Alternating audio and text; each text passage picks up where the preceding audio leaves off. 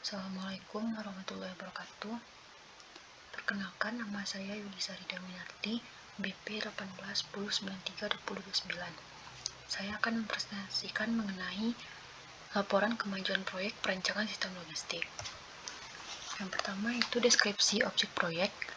Nama objek yang akan diambil pada tugas berikut adalah UMKM Rendang Olivia.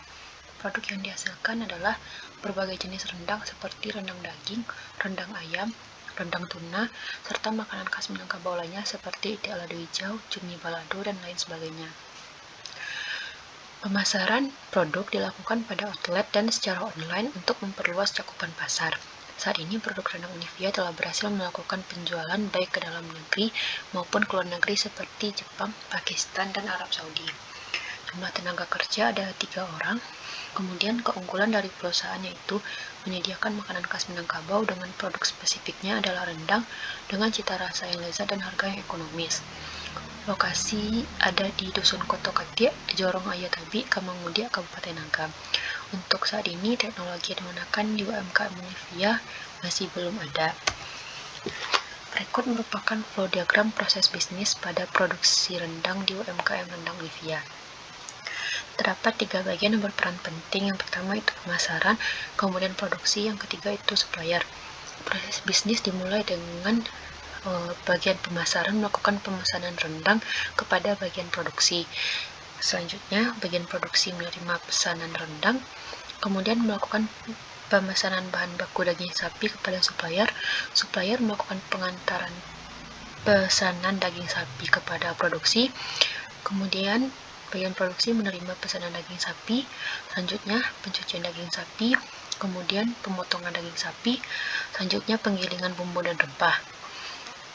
Setelah itu dilakukan pemanasan santan, pengadukan bumbu bersama santan, pengadukan daging ke dalam santan, kemudian pendinginan rendang. Selanjutnya itu dilakukan pembungkusan rendang menggunakan mesin vakum. Setelah itu dilakukan sterilisasi dan terakhir pengepakan produk. Setelah produk dipak ke dalam kemasan, bagian produksi melakukan pengantaran produk rendang sesuai pesanan dari bagian pemasaran. Setelah itu, bagian pemasaran menerima pemesanan dari bagian produksi dan proses bisnis selesai. Selanjutnya, perumusan masalah sistem logistik. Masalah yang ditemukan pada UMKM Rendang Olivia itu tidak dilakukannya pencatatan persediaan atau produk yang akan dijual, sehingga tidak adanya informasi yang dimiliki guna melakukan evaluasi terhadap proses produksi yang berlangsung di UMKM Rendang Olivia. Evaluasi ini dilakukan guna melakukan peningkatan kinerja di UMKM Rendang Olivia tersebut. Metode yang relevan untuk melakukan perbaikan sistem logistik. Salah satu metode relevan yang dapat berperan dalam melakukan perbaikan terhadap permasalahan logistik yang ada adalah dengan melakukan penerapan teknologi RFID atau Radio Frequency Identification.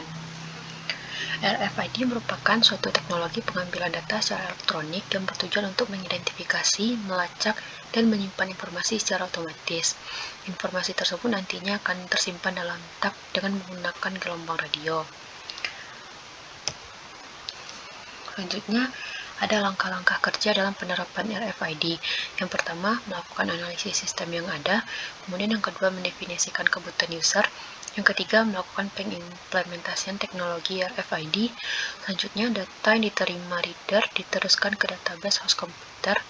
Selanjutnya, reader mengirim gelombang elektromagnet yang kemudian diterima oleh antena pada label RFID.